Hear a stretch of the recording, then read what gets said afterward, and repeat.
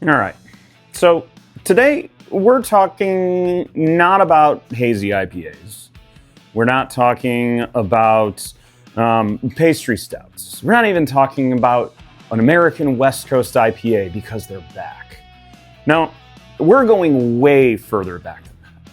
In fact, we're going back some 5,000 years ago. Before hops, before breweries, before untapped ratings and ruined friendships. Today, we're going to be talking about Ancient Sumeria. So please, join me, will you?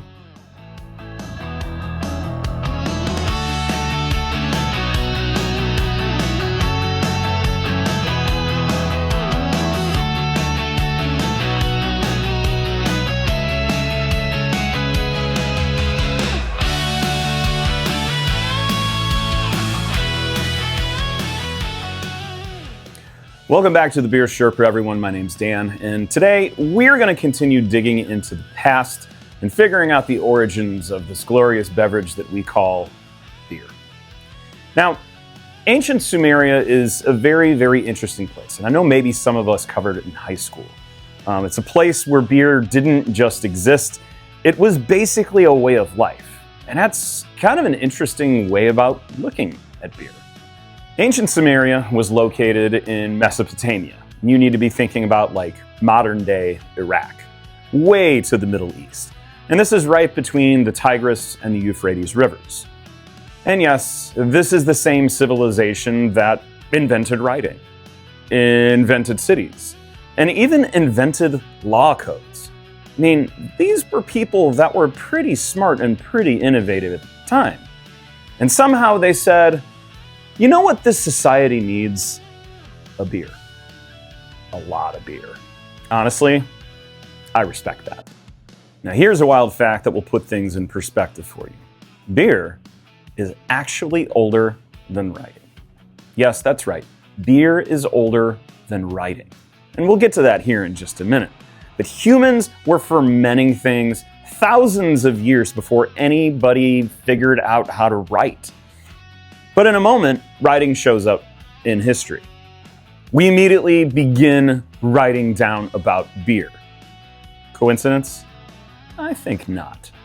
The ancient Sumerians left us the earliest writings regarding alcohol and beer we've ever found, etched on clay tablets, dated somewhere around 3200 BCE. And think about this. They were writing about beer. Not epic poems, not love stories. They were writing about beer. That's how important beer was to this particular society. When you think about them, you have to think about the things that they were doing. They used beer as rations. They created beer recipes and even beer accounting, which tells you everything you really need to know about how important beer was to this very early civilization. So here's the origin story of beer, and quite frankly, it's pretty on point for humanity. Now, before we get into what we know regarding the Sumerians and how they developed beer, we actually have to go back even further. Now, while there are historical references to what we call proto-beers, beers that were not really beers, but we have archaeological evidence of fermented grains, and you kind of need to think of it as like porridge, all right? This took place some 13,000 years ago, like really, really long time ago. And this is actually before the cultivation of wheat. And in most cases, when we talk about the ancient Sumerians, it more than likely kind of went like this. Somebody probably left out some bread. The bread got wet. Natural yeast in the environment fermented the wheat, used the sugars, created alcohol, and without throwing it away, some ancient Sumerian legend decided, hey, give that here, I'll try that. Boom. The birth of beer in ancient Sumeria. No hops, no stainless steel, no doodads, nothing. You're talking early beer. It's not what we look at and think about when we talk about beer these days. The beers were not crystal clear. They were in fact very, very thick. They were cloudy and they were filled with sediment. Again, think less crispy lager and more liquid sourdough smoothie. These people did not just drink out of mugs or cups or glasses like we do these days. They actually drank their beer through straws and tried to avoid the chunky little bits that were actually floating around. And so yes, quite frankly, ancient Sumerians did kind of invent beer and the world's first hazy. As we said before, beer just wasn't a luxury. Beer was everywhere. It wasn't just a drink. It was daily nutrition. It was payment for labor, and it was a religious offering. Workers were often paid in beer. Imagine how that would go today. You have a hard day at work, and all of a sudden HR walks up to you and says, "Great job, you deserve 3 beers." Honestly, progress kind of peaked real early, didn't it? And because Sumerians were kind of crushing it in the beer game, and it was such a huge part of their life, they even had their own goddess dedicated to beer. Meet Ninkasi. Ninkasi was the goddess of beer, brewing, and, believe it or not, happiness.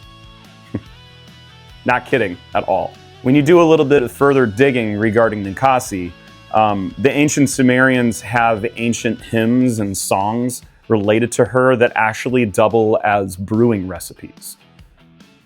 Matt, Dylan, let's get going. You need to start doing that. This means that the oldest written beer recipe in history is basically a beer song to a beer goddess. Craft brewers today are just like, yeah, but have you tried dry hopping it yet? But like all great beer stories, like we're going to dive into in the future here, there's always a downside. As civilizations grew, beer production became a little bit more centralized. The quality of it dropped, greed kind of crept in, and there were actually laws, like the Code of Hammurabi that comes about, that included punishments for the following: watering down beer, overcharging, and selling a bad product. Which means that even 4,000 years ago, people were upset when beer didn't taste the same as it did the last time they had it. Some things never change, do they? So why does all of this matter? Basically, beer wasn't really an accident. It was foundational. It helped a lot with humanity. It built cities. It fed populations. It created community. It wasn't about ABV. It wasn't about hops.